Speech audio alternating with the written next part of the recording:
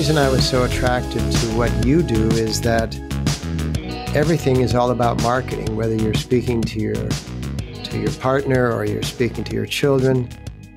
It's all about marketing, sales and marketing. You're trying to, first of all, let people know that you have ideas that are worth listening to, especially when you're speaking to your children. And secondly, then it's a matter of selling them on the value of the idea. So I look at it as marketing as not something to do only with business, but I look at marketing as having to do with absolutely everything that we deal with in life, from the spirit of our life to the physiology of our life to the emotions of our life, etc.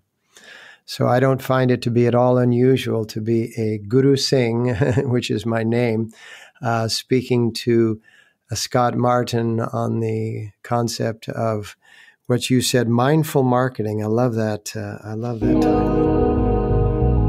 Aloha, and welcome to an episode of the Groundswell Origins Podcast, where I connect you to outstanding humans. Aloha, and welcome to an episode of the Groundswell Origins Season Podcast, and we're kicking off with Guru Singh. This is going to be incredible. I'm your host, Scott Martin. Insightful one, Season 3. Nothing else. We're kicking it off with Guru Singh. I've gotten to know Guru Singh after this. Guru Singh is interviewee. One of the most spent quite a few hours he's talking about strategy, spirituality, insights, and really helping people. This episode really kicked it off, and it's so much more. This can be unbelievably. We have a profound, just about how really moved me that I wanted to make this the world, and how more importantly we get into spirituality intersection with marketing, business. His thoughts are a deeper thought about what is to make an impact in the world, so much marketing more.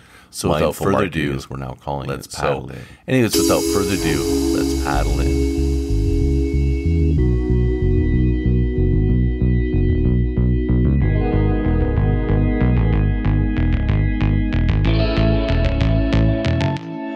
All right, we're paddling in to another groundswell, but this one is even bigger than the last. We're here with Guru Singh, and I couldn't be more stoked. So welcome to the show.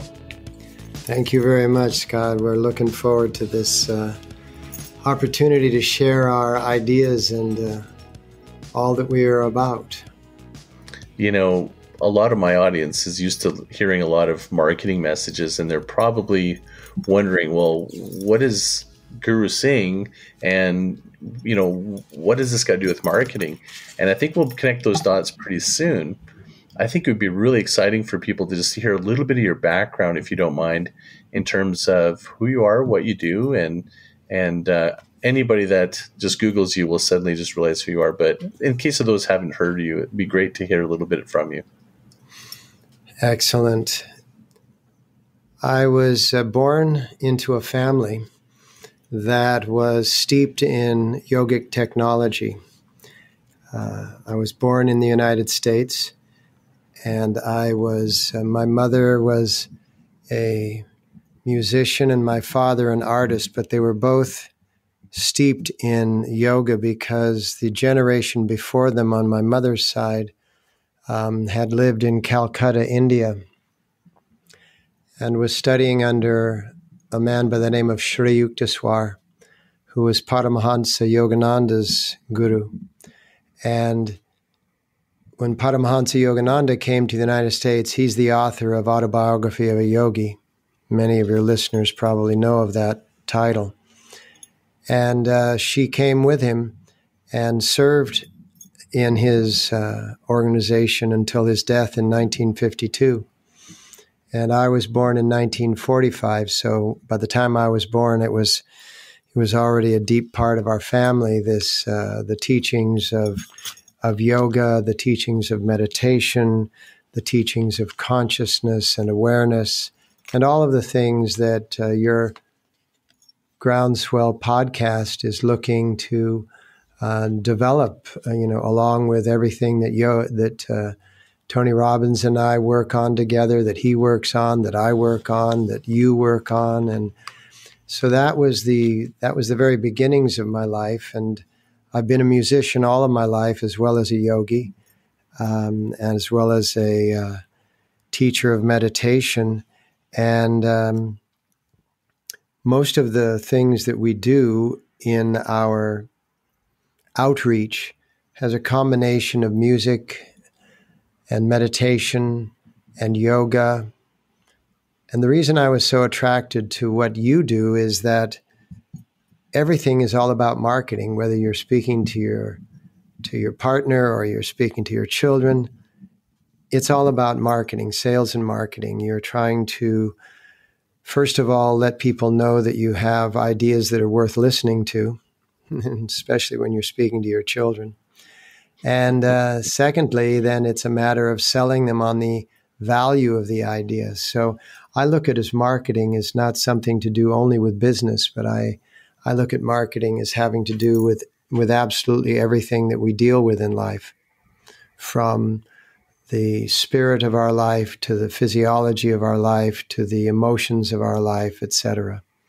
So I don't find it to be at all unusual to be a Guru Singh, which is my name, speaking to Scott Martin on the concept of what you said, mindful marketing. I love that. I love that title. Well, I'm so happy you're here to have this discussion because are you familiar with Clubhouse? I sent you the link. We were talking about this on text. And you're you're the first one, and then now 2 other people have talked to me about Clubhouse. So I figure that 3 times in a month you ought to be listening. Absolutely. I think you're going to be really excited by it. And it ties in with mindful marketing in a very special way, in my view. Is mindful marketing to me is helping marketers and business owners have intention in advance of even maybe creation of the ideas, the messages, and the things that you want to have an impact on. And Clubhouse is this really interesting platform because nothing's recorded. It's live. And it's an exchange of ideas. And the discussions that are having in these rooms, there's a certain truth to it. And because of its impermanence, it has like this more depth of honesty. The fact that it's audio only, you're only hearing the vibration. And it feels like I feel like there's more deep listening. And it sparks a little bit of the imagination that when you have the other senses, it kind of deepens it when you're not distracted by the visuals and different things of that nature. And I'm finding more meaningful connections. And to that end, I actually opened a room every Sunday morning and have it on the title of Mindful Marketing. And I can't believe how it's blowing up.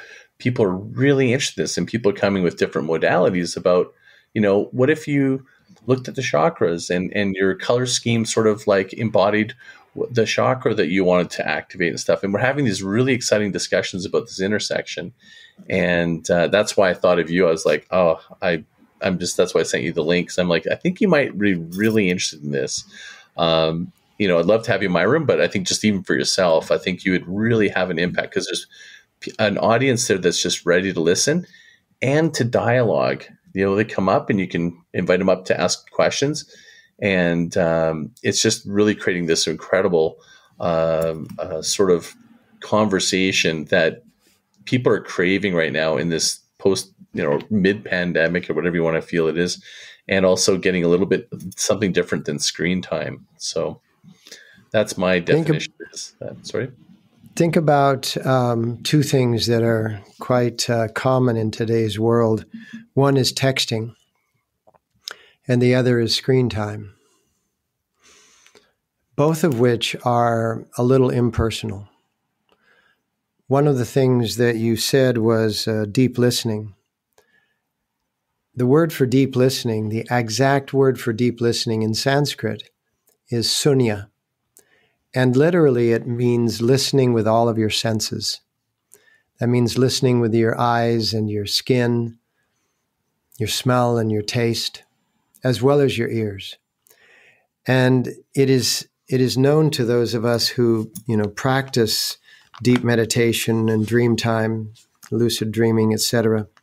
It is known to us that in that state of sunya, in that state of deep listening, you actually open up what is known as the third ear. Everybody's heard about the third eye, but there's also that third ear, the ability not to just hear the words, but you actually begin to understand the meaning in the tonal inflections. You understand the meaning, the inference in the way in which things are spoken, the tempo in which things are spoken, the way in which things are declared, the way in which things are acknowledged.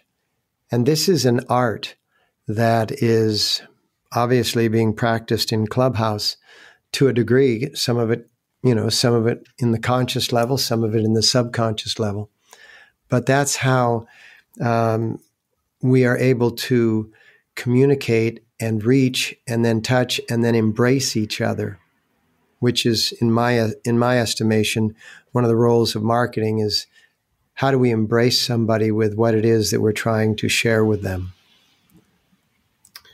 Yeah, I'm feeling that. Like, I feel like the conversation and the voice is different because it feels meaningful. And I feel like I actually had someone contact me before the podcast who they're from a major NFL team, and he just said, I want to get to know you. He goes, I've been in your rooms, I've been listening to you, and I feel like I know you, and I want to get to know you. I think there's lots we can do together, and I wanted to let you know that. And I'm like, this is different. This isn't like my other marketing where someone liked my Instagram post. That's not happening. So there's something very different happening here. Do you know what that is? Like, beyond what you described? Is it because as humans, is there a change in consciousness now that we're actually craving more meaningful connections? Is that actually part of what's happening globally, or is it just this app? I believe it's a little of both. All horrendous things have polarities. And Newton's third law of motion, which is for every action, there's an equal and opposite reaction. The reaction to the bubonic plague was the Renaissance. And the Renaissance occurred throughout politics, throughout religion. It was during the Renaissance that the Gutenberg press was invented, and that opened up an entire world of publishing, whereby many different perspectives could be shared rather quickly for those days, obviously not for our time. But what we have here is we have in the depth of this pandemic and in the results of the quarantine and the isolation and the social distancing, we have a stimulation of a deeper need for connection. And so our mind and body are searching through the ways in which we're still able to connect. One of which is texting, as I said before. Another one is the Zoom. And as you indicated, there is some distraction in the Zoom because our eyes are much more articulated than any of our other senses in that they are distractors. Anything we see can overcome anything that we're listening to. Parents with children know that all the time because they'll call their child's name and their child is completely absorbed in a screen, and the child won't even hear their calling until perhaps they've called the third and fourth time. And so because the eyes are so compelling, when you don't use the eyes, all of a sudden what are known as the subtle senses begin to open up. And those subtle senses really tune into how do you feel and how do you hear? And they start to accentuate these other parts of our sensory anatomy. And then we begin to define the space in which we're living and the way in which we're conducting our lives, and people of quite different backgrounds. You just mentioned the NFL, and before that you were mentioning, or I was mentioning, we were both mentioning, the Tony Robbins world, and vastly different backgrounds suddenly come together and recognize or recognize, recognizing the commonalities, not just the differences. And so I believe that what's happening in this pandemic time of social distancing and the lack of our normal life rhythms, that we're developing new rhythms. And in those new rhythms, we're developing new relationships. So the pandemic was like a pattern interrupt, as Tony Robbins describes it. Correct. Very, very significant one also. It's a huge, because it's global. Yeah. It's not just localized. Yeah, that's interesting. So how does, like, when people are now looking at, they're rethinking what they want to do, it feels to me that there's this resurgence of people coming to me for personal branding, where they're finding an inner purpose. They want to redefine who they are and what they want to do in the world. And it's a direct reflection of what's happened, I think, recently. And I guess my question to you would be, in your experience in looking at the laws of the universe and all the knowledge that you have, the one thing that I've seen as a pattern, but I kind of want to ask you, is like, I've been redirecting people to get more congruent with their vision, their mission, their calling, and having something that's far bigger than just the business itself. And it's proving to be its own growth hack. Like, it's actually giving them energy beyond the business in a way that I've never seen possible, when it kind of defies what I was doing before, which is really strategic, marketing plans and stuff. And I'm finding that actual source of working with the founder is galvanizing their team, their culture, which is now the marketing. And it's like, I'm seeing this groundswell like coming within, and I'm curious if it kind of aligns with anything of your knowledge base that you can kind of share. There's an old cliche, right? Do what you love and the money will follow. And in the world of, fast pace prior to the pandemic, for the decades before, so many people were caught in this accelerating economic structure in a way in which they were not able to do what they love. They got out of school and they needed to start paying their expenses. And so they would start to either create a business or get a job or strive for a profession. And then all of a sudden they were caught in the wheel. And that wheel was that time is, in fact, money, both as income and as expense. And time then became this wheel of constantly creating expense, earning the income to cover it, creating expense, income to cover it. What the pandemic has done and what these times have done, as you say, a system interrupt, allowing people to actually get more in touch with their vision and their mission and question, why are they doing something in particular, or why are they doing it in the way that they're doing it? And when these questionings begin to arise, what you're then given the opportunity for is to sort of design a map, a roadmap between where you are and where you want to be. And because it's a little more, it's a little less hectic in this moment for a lot of people. I mean, for some people, it's quite tragic, but I'm not speaking to that in this moment. But it's a little less hectic because there's not so much air travel or even ground travel. People are working from home. There's less time on the road. There's less time in the commute. And so all of a sudden, the thoughts can start coming in. People are reading books, listening to books. They're having the experience of being able to do things that they didn't have the time to do before because they've cut out commute times. And what is coming to mind and what is rising up from the subconscious is, how do I really want to be doing this? How do I really want to be actually earning so that I can cover my expenses? And how do I want to create my wealth?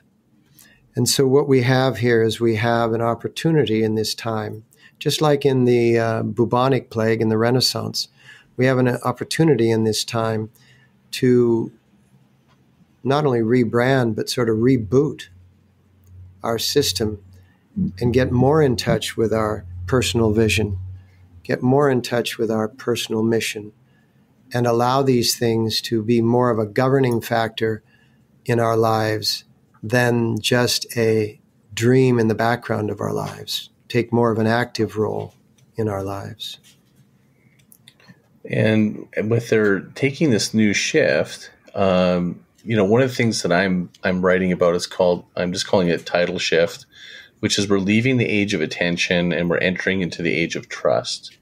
And what I mean by that is it feels to me that a lot of the marketing and business was about how do I grab attention? How do I pattern interrupt you, and it's any which way, hook or by crook, to get you to click, to get you like.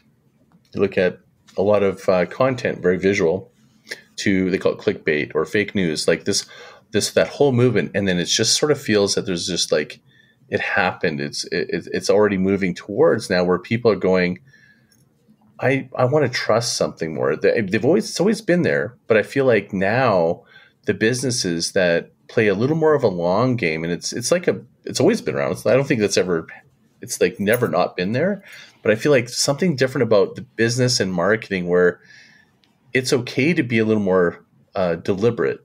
There's no, like I call it, patience is the new growth hack. It's like if you really are patient and deliberate building trust, then over time that will beat out any amount of attention grabbing. And I think that from my perspective, what I'm seeing in all my years of marketing, I've never seen such a big shift. And I'm curious if you're seeing that or if it's something that's always been there and I just suddenly have become more conscious of it.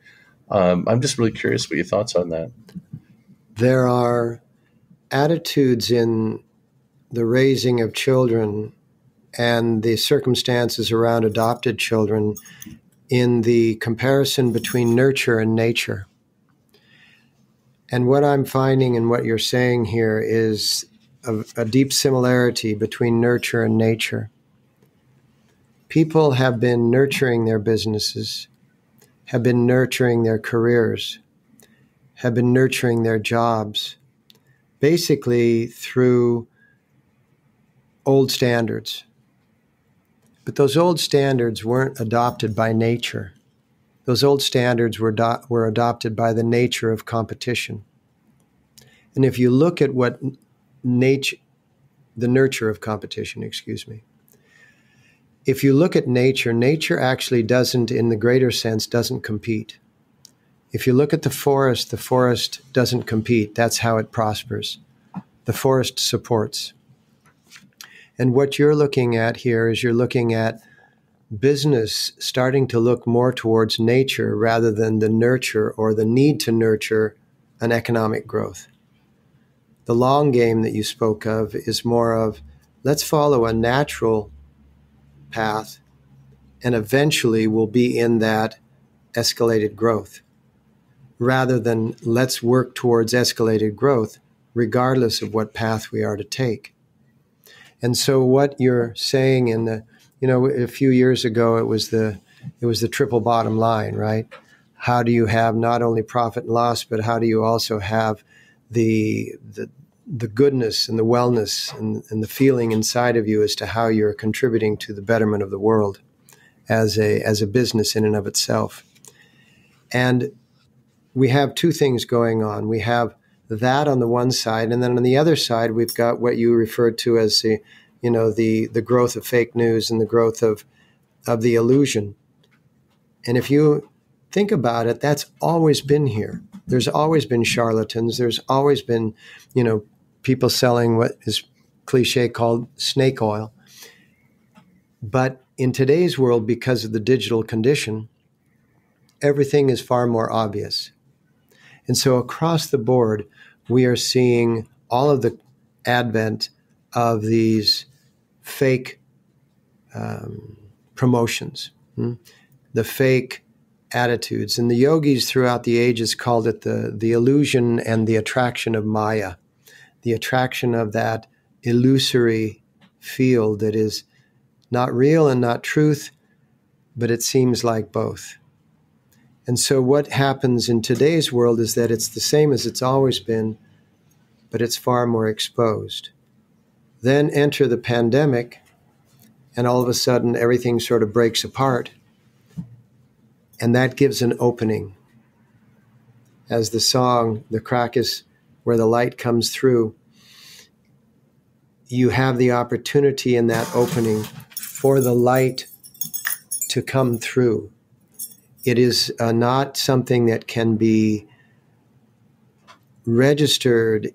It is something that is going to be received. It's not something that can be pushed. It's something that's going to be drawn. And in this way, we're able to have a truer conversation around what it is that our mission or our vision or our business, enterprise, or profession is about. And in that way, deep, deep down inside our being, we are more relaxed because we're more authentic. And deep, deep inside our business, inside our being, we are more in touch with our business. And so our business or our enterprise becomes just an extension of our life. And our life is just an extension of our soul. And so all of a sudden, this incredible renaissance that's coming in the aftermath of this pandemic is going to be exactly what you're talking about, both in your writings and in your speaking.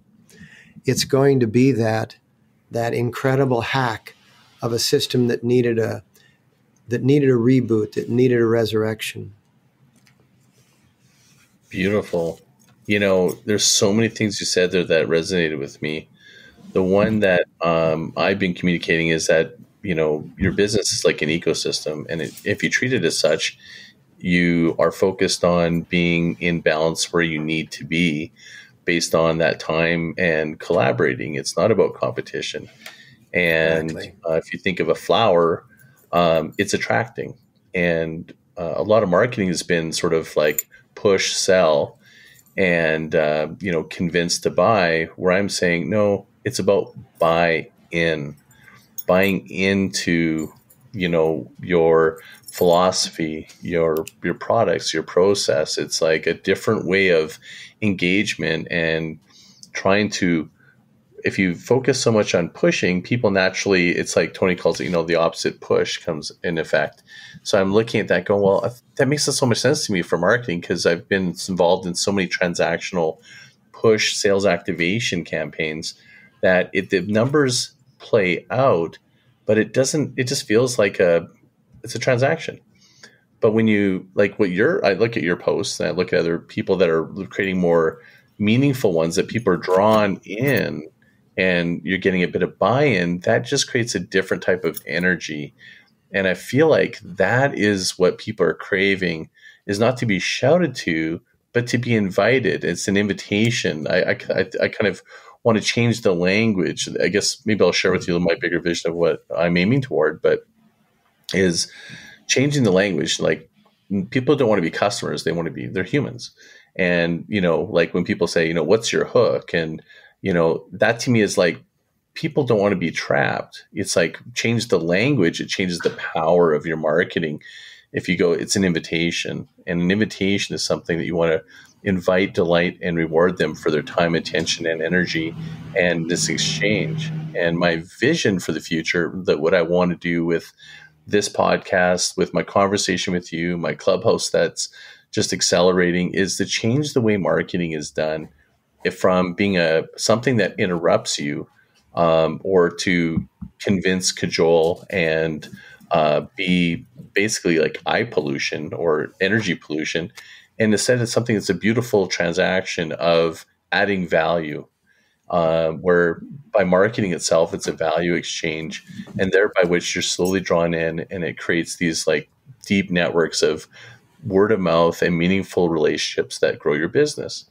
And anyways, I feel like what you said is a lot like that. Did I communicate, and did it feel like that matched what you were saying? Because I just kind of floated away with your words, and I went, oh my gosh, that's what I was thinking. Absolutely. This moment in time is a pause. And in that pause, we have the opportunity to recalibrate what we have done in the outside world, to reconnect with who we are in the inside world. And it is that inside world that create all of our relationships of love, the relationships we have with our partners, with our friends, with our family, with our children. That inside world, if we can start operating our businesses and our enterprises from that connection of the inside world, then we are truly going to be in a community whereby enterprise serves the community rather than enterprise competing with the other members of the community, but that enterprise becomes an asset to the community.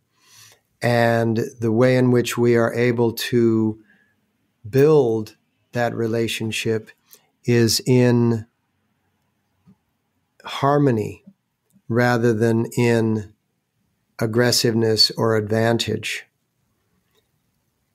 And what you spoke just a moment ago about the flower, think about how the flower is able to propagate.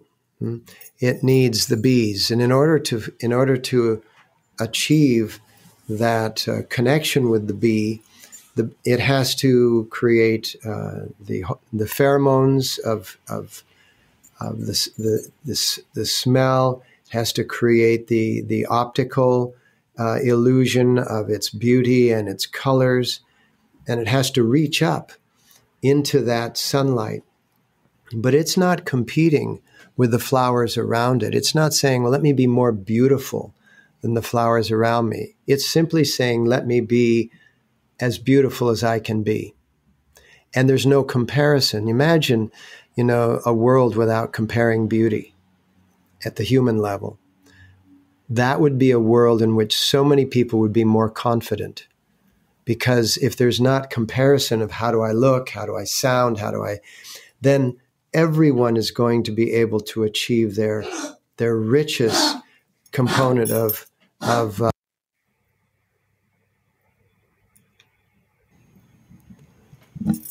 Looks like you just got cut off there. Yeah, no, it was just they're able to achieve their richest presentation of who they are. I look at life as being authorization. Life is authorization to be whatever you can be. Because every time you're gifted a breath, you're gifted some time in which you're going to be able to express yourself. That's a huge license. That's a huge permission. If you're not going to be able to express yourself, present yourself because of a belief system, because of a competition, because of a comparison for which you feel lesser than, then you're not actually living in the way that you're living. You're living the way somebody else is dictating. We as human beings have an opportunity with our breath that we can be the best that we can be. We can be exactly who we were born to be. And in that, whether it's in a profession, in an enterprise, in a job, in that, we will have fulfillment. That fulfillment will lead to new ideas. Those new ideas might lead to innovations and inventions. I love the fact that you're doing what you're doing, because what you're giving people the opportunity is to literally market exactly who they are, whether it's in the form of something they have to offer, or maybe it's just in the form of offering themselves. The one thing that, and that's just, beautiful what you just said there. The one thing that I've noticed though is there's a lot of people with this purpose-driven mindset and calling, and they're doing it. But on the flip side, they feel guilty about marketing. They feel like, yeah. And so I'm trying to help them break through that, going, no, you need to make more impact. You need to embrace being an agent of change. And that's the chasm. It's funny. There's two camps. There's the the marketers that are going, well, this woo-woo stuff is just a little too, I want to stick to the data. And I call it head, heart, and soul, which is, it's been so heavily, my industry has been so heavily in the data, which is your head. There is some creative, which is the emotion, which is the heart. But I'm touching in what I think is the soul, which is the soul of the business that gives it this different life. Like you called it a social enterprise, right? Like that has a little bit of soul, within the business. But just on the opposite side, a lot of these people that are they're more soul, heart, and less head. It's like they're not leveraging, ways to go, you can make massive impact, and they feel guilty about it. Tell me more about what you think that is, if you've experienced it, or what are your thoughts around that?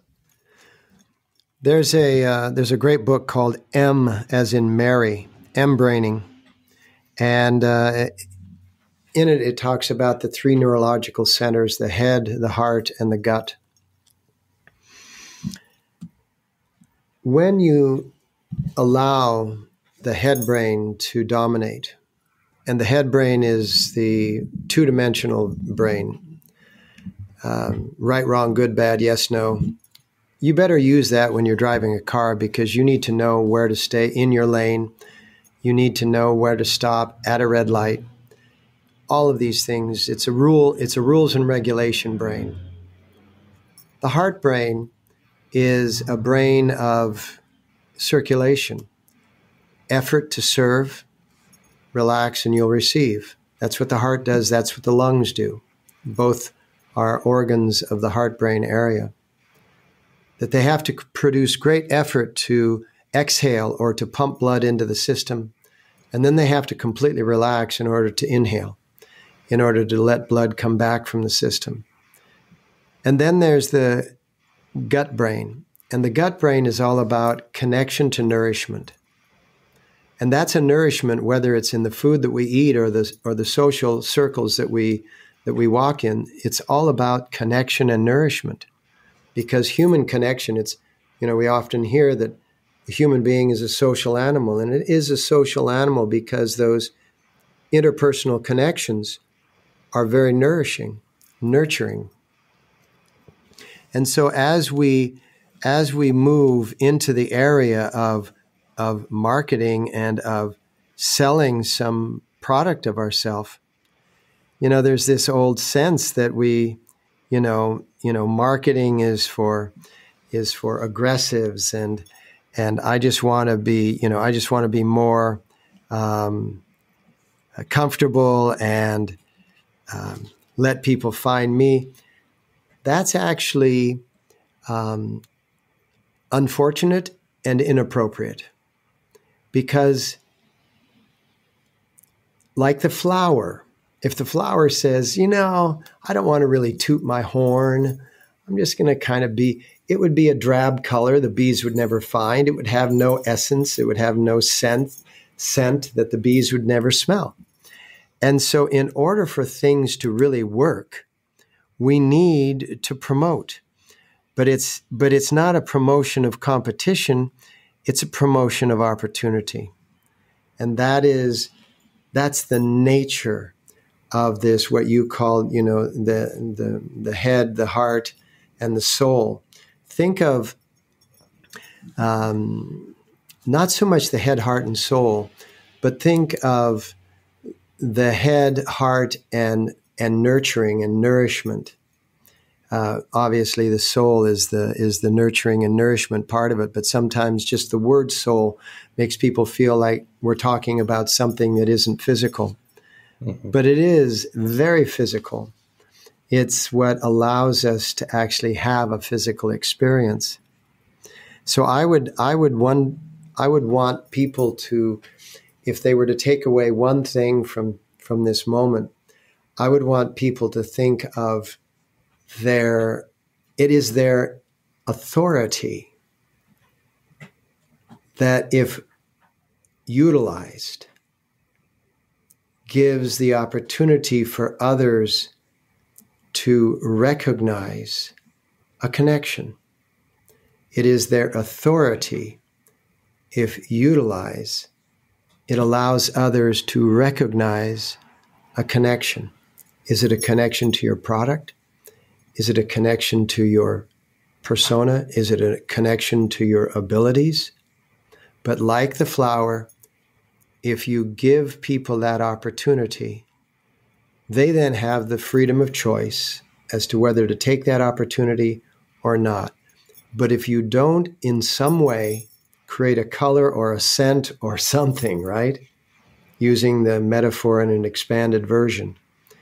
If you don't give the world something to experience you by, then you are a non-existent, just a consumer. You're not giving an offering. And so it's very common.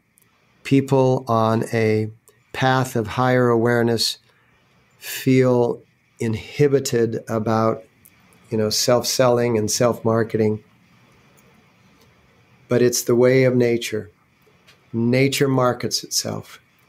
And if you're not marketing yourself, you're acting unnaturally. That was amazing. I'm just like soaking that in. Like, I hope you guys are listening. You're probably going to hit rewind and play that again. So is it better to say head, heart, and gut? Because, in your gut tells you, like I try to get clients to go like, yep.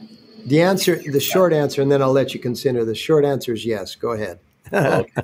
Because what I've shifted is I've gone to people. We used to be like this fits on the brand guide and stuff, but I'm now go to them going on the campaign, the way that we're doing it. I'm going, how does this feel? First I go, how does it feel? Like if you were feel some empathy for your client, like how would you feel if it was you that was going through this, and how do you feel about it?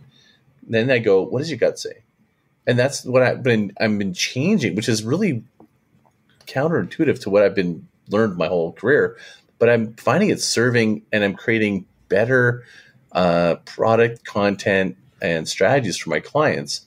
And that's just what I've kind of did as I'm kind of like changing my process. And so I'm curious to think, it sounds like you have some articulation or something to that. Yes, I would definitely say head, heart, and gut.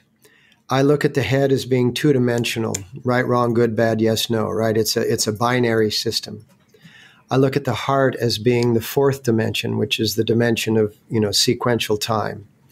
Einsteinian communication about time was that it's just a point in space that's registering the moments. And then the gut is being the third dimension. Gut is the connection in three dimensions. And the idea of that clarity in the gut is what people say. I had a gut feeling. I don't know if you remember Lee Iacocca. He was the innovator of the Mustang and other automobiles at Ford Motor Company. He was huge in the auto industry. And then when Chrysler went into crisis in the early 80s, they hired Lee Iacocca as their CEO. And one of the things that Lee Iacocca said after he pulled Chrysler out of its bankruptcy is that I never do anything until I check with my gut. And the gut is it's known as clairsentience. It's literally the body languaging that is giving you a sense of all of the physiology in your surroundings, whether it's your actual surroundings or your virtual surroundings, whether it's just the people in your vicinity, or if it's a global enterprise, it would be the virtual surroundings. But your gut, if you can listen to your gut, one of the ways of getting in touch with the gut and getting in touch with that clairsentient, I'd say listening, or rather than listening, because that's a sense, I would just say observing, is that you sit in a comfortable position and just start some deep breathing. But don't breathe the way most people breathe. Breathe in a more dynamic way. Push the belly out as you inhale. This will draw the breath down into the lower 1/3 of your lungs, and it will start to move the diaphragm more dynamically. And then draw the belly in as you exhale. And just do this for a minute or two when you have something perhaps, as you would say, on your mind that you need to solve or resolve.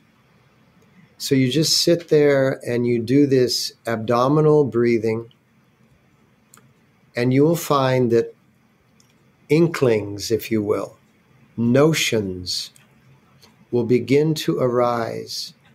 And I could do a whole, as a matter of fact, we teach this at Kundalini University.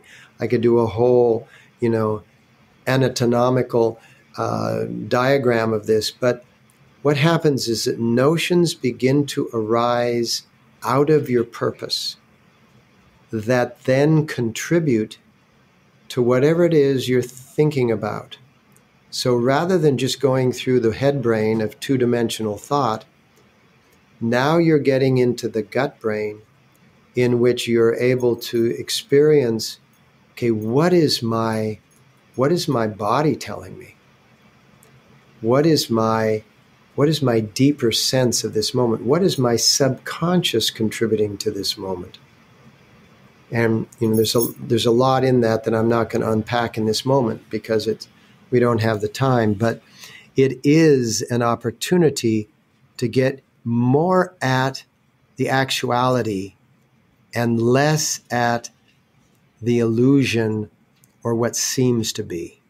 More of what truly is rather than what seems to be. Wow. And you're right. Maybe the subconscious discussion I might hopefully can invite and entice you to maybe do a follow-up podcast with me on a separate occasion. Would love to. Be very interesting. Would love to. That'd be amazing. I have another question for you then, a different direction that sort of adds on to this is then on the surface, the words we use, the images we use, and like the energy that's felt in the room before you arrive and the energy of my voice. And we're talking about like vibration and sound.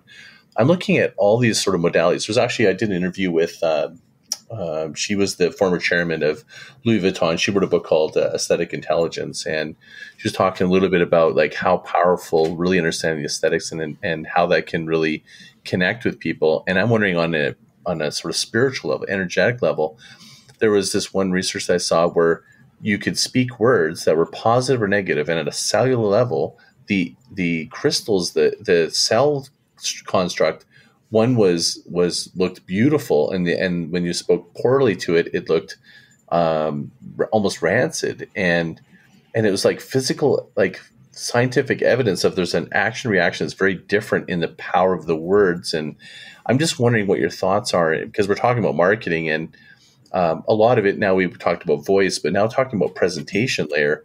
How much impact do you think that has that can really generate a deeper connection, abundance, like real, like at the end of the day, people want their business to work and to grow. What's your thoughts around the power of that people are underestimating right now? The study that great question, by the way, the study that you are referencing to are some black light photographs of water crystals that have either, they did this with sound, actual audible sound, and they also did it with just the written word. They would write the word love and tape it to a glass of water. And then they would do, black light photographs of what the water molecules looked like. Within that, you have to understand that our bodies are 75% water. So whatever can happen to water is happening to our physiology.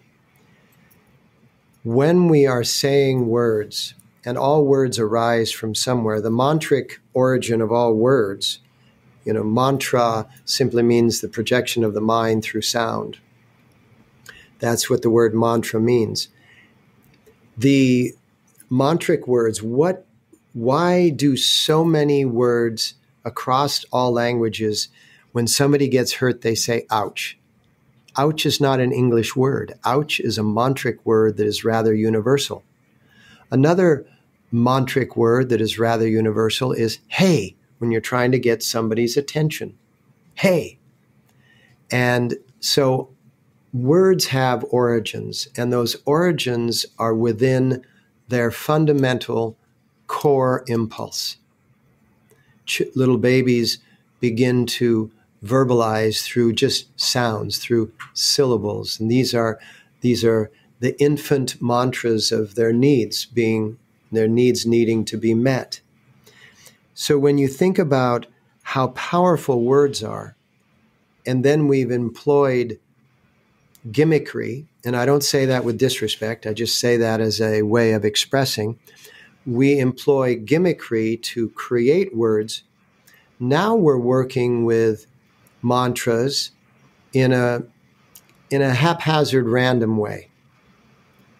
But the core words of life, the core expressions of life, some of the ones that go way, way, way back, are really intonations of something that is down inside at the very base of our being.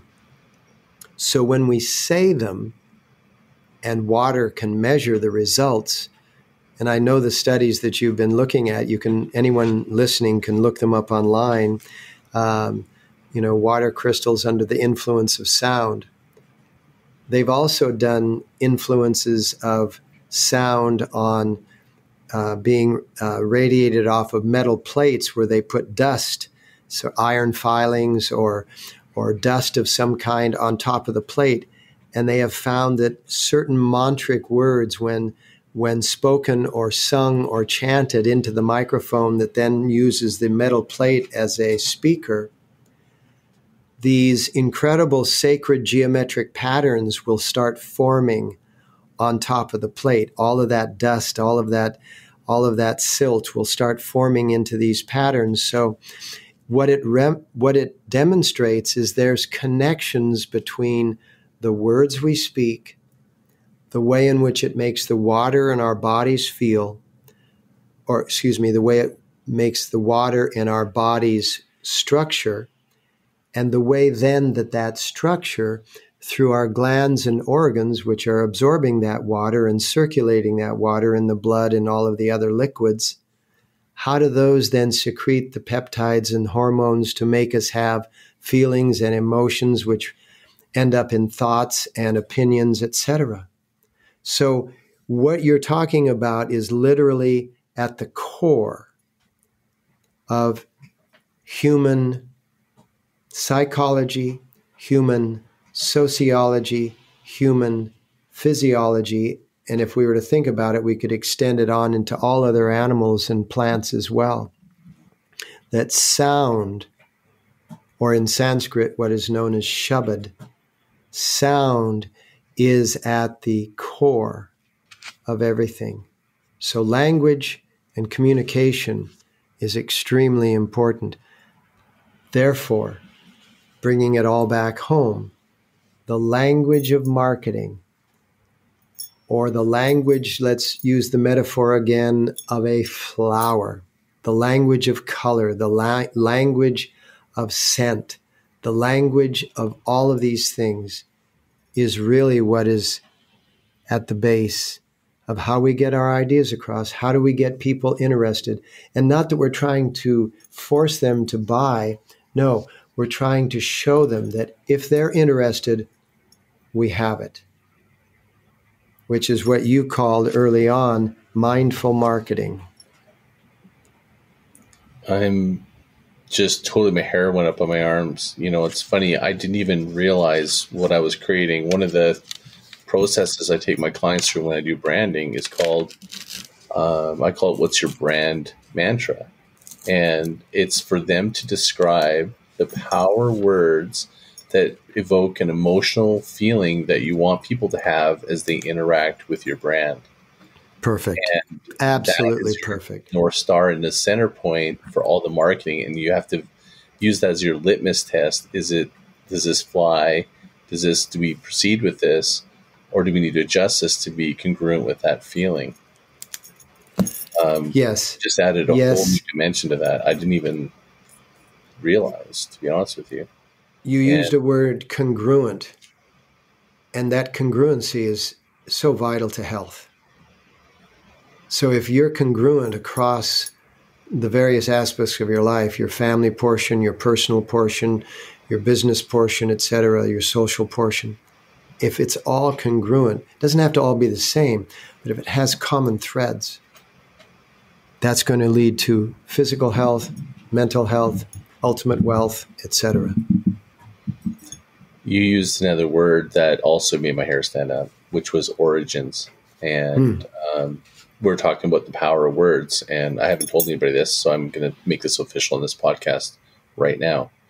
I'm actually dropping the name marketing from my name Groundswell, and I'm shifting to call it Groundswell Origins, because I feel like what I'm doing is I'm going to the origins of the core of what people are to help them with growth, to create incredible impact. And it's not really marketing anymore for me. It's something different, and that feels more powerful, a description that gives me more room to move beyond just the action, if you will, of marketing.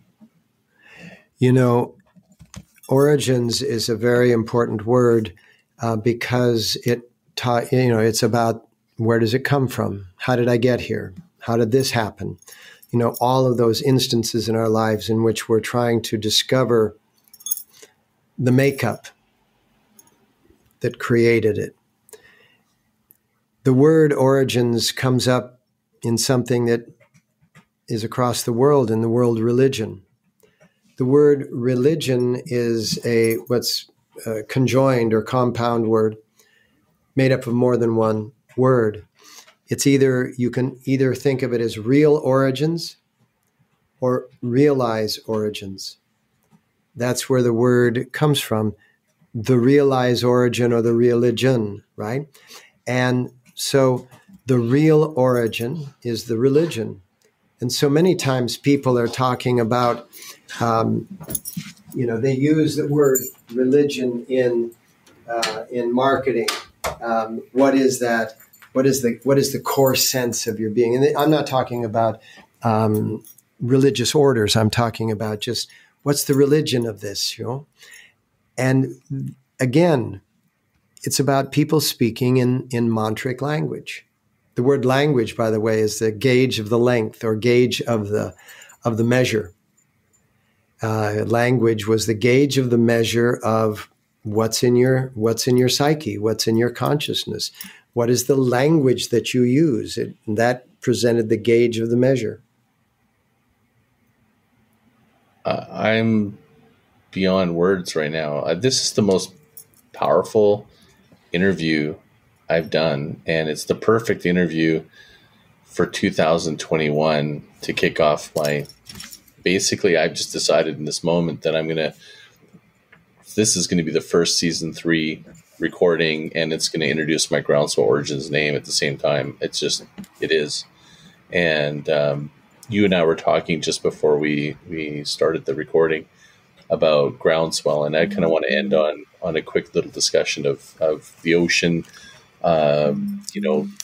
Groundswell and the meaning behind it. And, it's my book that's coming out, it's around Groundswell. And, for me, I've always been drawn towards the ocean and looking at laws of nature and going, what are the parallels for business? And I find so much around Groundswell about how powerful it is, how beautiful it is. And also it's used, of course, as an uprising and for creating change. And I view it as 3 stages: move, change, and transformation.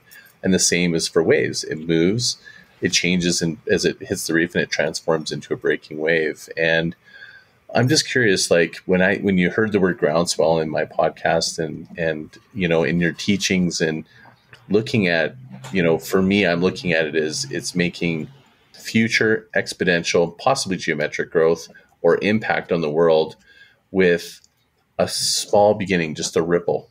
And this gives people hope that they basically don't need to, in this world, there's all these conglomerates and big businesses and all these platforms and tools with rules and all this chaos. And I just want to bring it back to the origin of you can start small and make big impact. And I want to inspire so many people that they can, because I've seen it. And then Tony Robbins is a great example of it. I've been pattern matching what he's done and other examples of that. I'm just curious, in closing, if you could touch on your thoughts on the word Groundswell and what I'm sort of communicating, and how does that relate to all the knowledge that you've just I just have so much knowledge. It's just I'm just honor you. So I'd love to hear your thoughts. Bless you. Time is what we own in life. We don't own anything else. The body's a rental. We have to return it when we leave. Everything else is a rental. The earth is a rental. But time is the only thing we own. And how do you spend it? If you think about groundswell and wave and ocean, in both Einsteinian and quantum physics, going deep within the patterns that exist in the physical universe, they determined that time is actually a wave form traveling through space. And if you look at a wave out on the ocean, traveling through the ocean isn't actually moving. The ocean rises and falls. But the ocean doesn't move with the wave. The wave travels through the ocean. So whatever initiated that wave is still traveling through the ocean. And they say that, the waves that come onto the beaches of the lands have been traveling for, 1,000 miles or more. And that wave has been traveling, and it has not been meeting much resistance. And then waves gather, and they either cancel each other or they amplify each other. So a good idea that starts out as a small wave can attract, like the flower, other waves, which will then amplify it. So now the wave is becoming larger. And now the wave is gathering force. And now the wave is more attractive. So it's gathering more. It's gathering more. What you have to find out, what you have to remember, is that a wave only breaks up when that which is at its base, at its foundation, becomes shallow. So if your thoughts are more in the fear mode, that's very shallow. But if your thoughts are more in the confidence, and fidens means faith, confidence means with faith, that's very deep. And so the wave can travel through the deep water. It breaks up and collapses, as you said, when it hits the reef or when it hits the beach. So whenever you feel like the wave of your ideas, the wave of your momentum is starting to break up, and you're starting to lose the ability to manage it, you have to go back inside yourself and dive deeper. And when you can dive deeper, all of a sudden the wave is resuscitated and it continues to flow through. You can see that even in the waves that are building that flow over shallows that are in the middle of the ocean. They tend to come up and almost break apart, but then the ocean opens up again as that shallow portion, is left behind, and now the wave is stable again. So the wave of whatever people are trying to achieve through time, in space, go deep. Always have the deepest, most core felt attitudes of why are you doing what you're doing. And that's when the interactions become attractions and the other ripples add to your wave to amplify it. And that's kind of the physics of groundswell. And by the way, what groundswell is exactly what that is, what I described. There are portions in the ocean that have almost islands, but it's basically the bottom of the ocean that's come up so close to the surface that it hasn't breached the surface. So it's not an island, but what happens when a wave meets that ground, it swells up. And when it does that, actually, it gains momentum. And then when the ground falls away again on the other side of that undersea mountain, that groundswell has created an acceleration.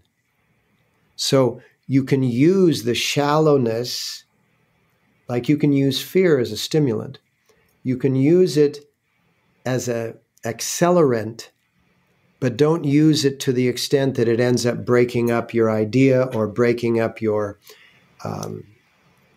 community or your congruency.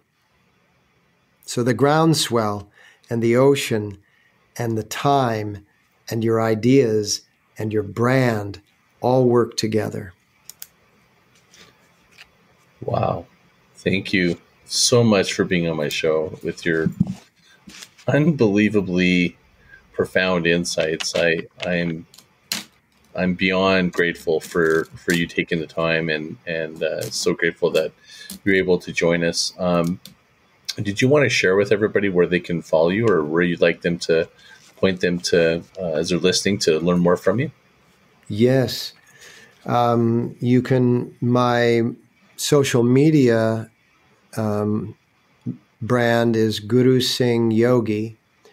My website is Guru Singh. Our university, our school of learning is Kundalini University. We offer 16-week courses in truly the 22 module, breaks this, what we've talked about, into 22 modules so that we can see where it comes from, where it sits at, and where it's going to. And my favorite statement to get people to really recognize their own authenticity is, I just simply ask them the question, how big is big? Because when you start to understand the vastness of infinity and the fact that infinity means everything is available everywhere, always, that's just the nature, it's the physics of infinity. All of a sudden, the world of your life and the things that you're doing, whether it's socially or in family or in business or in health, it just all starts to make more sense. We teach this at Kundalini University, and you can reach us there, kundaliniuniversity.com, or you can get there also through gurusingh.com. Fantastic. And everyone listening, I'd love to hear your views and feedback. Go to groundswell.fm and leave a voice. There's a little microphone there you can tap and give me a little feedback about this episode and any other thoughts you have. And again, Guru Singh, thank you so much. I'm so grateful for you attending the show. And I'm grateful. Oh man, I'd love to have you back anytime, and I'd love to even chat a little bit more about some of the books I'm publishing. I think I would love to be able to get more of you exposed to a different audience that maybe doesn't know of you. Well, that's good. Why don't we do that? And so we'll communicate back and forth digitally. And I'd love to hear about your work as well and your books and where you're going with all of this. Oh, thank you so much. And hey, let's do a Clubhouse together. Like, let me be the one that opens the door. I think you're just going to be really impressed with. It's probably the first time I feel really positive and optimistic about a social media, not being a negative and actually being a real positive. At least right now, there might be a zeitgeist moment in the moment, but perfect. I'd love to. I would love to. And so just reach out and we'll set up a time when I can join you in your clubhouse. I love the name. It's so childlike, isn't it? It's innocence of the childlike. Yeah, and it kind of is. It's just like they have the hallways and stuff. So, that would be fantastic. To everyone that's listening, thank you so much for tuning in. And until next time, mahalo.